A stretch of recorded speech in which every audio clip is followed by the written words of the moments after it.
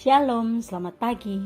Renungan pagi Sabda Bina Umat, Sabtu 6 Mei 2023. Firman Tuhan pagi ini terambil dari Kisah Para Rasul 8 ayat 4 sampai 5. Demikian firman Tuhan. Mereka yang tersebar itu menjelajah ke seluruh negeri itu sambil memberitakan Injil. Dan Filipus pergi ke suatu kota di Samaria dan memberitakan Mesias kepada orang-orang di situ. Demikian firman Tuhan. Renungan pagi ini bertema optimis dan peka. Di balik kesulitan ada kemudahan. Ungkapan ini sering kita dengar dan baca. Siapa dan apapun kita pasti pernah mengalami kesulitan dalam menjalani kehidupan. Kesulitan itu terkadang tidak dapat kita hindari, melainkan harus dihadapi. Ketika keadaan yang sulit itu dijalani dalam ketulusan dan kesediaan untuk belajar tentang hidup, maka Allah menolong kita menghadapi dan melewatinya. Di balik kesulitan hidup ada peluang untuk maju dan mengembangkan diri. Tegas diceritakan oleh Lukas, Saulus melaksanakan penghambatan pemberitaan Injil dimulai dengan penganiayaan. Mereka yang tidak dapat melarikan diri diseret oleh Saulus ke dalam penjara. Tetapi mereka yang dapat melarikan diri pergi ke Yudea dan Samaria menjadi pemberita-pemberita Injil di wilayah tersebut.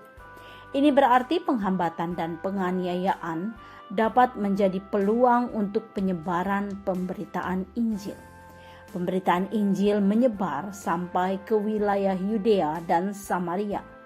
Penganiayaan dan penghambatan tidak membuat orang-orang percaya surut dalam memberitakan Injil, melainkan justru bersemangat untuk menyebarkan dan memperluas wilayah pekabaran Injil.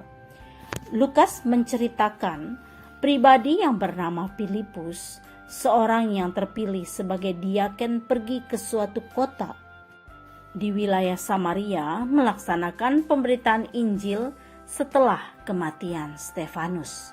Dalam kesedihan akan kematian Stefanus, Filipus tetap bersemangat melaksanakan tugas pemberitaan Injil.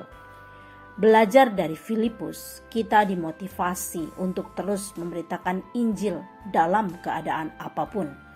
Peristiwa-peristiwa hidup yang membuat kita merasa sedih dan kecewa bukan alasan untuk tidak memberitakan Injil. Bersikap positif terhadap persoalan yang kita alami menolong kita untuk melihat peluang di balik rutinitas kita. Sikap positif terhadap masalah mengantar kita pada optimisme hidup dan kepekaan terhadap lingkungan di sekitar kita. Selamat berkarya.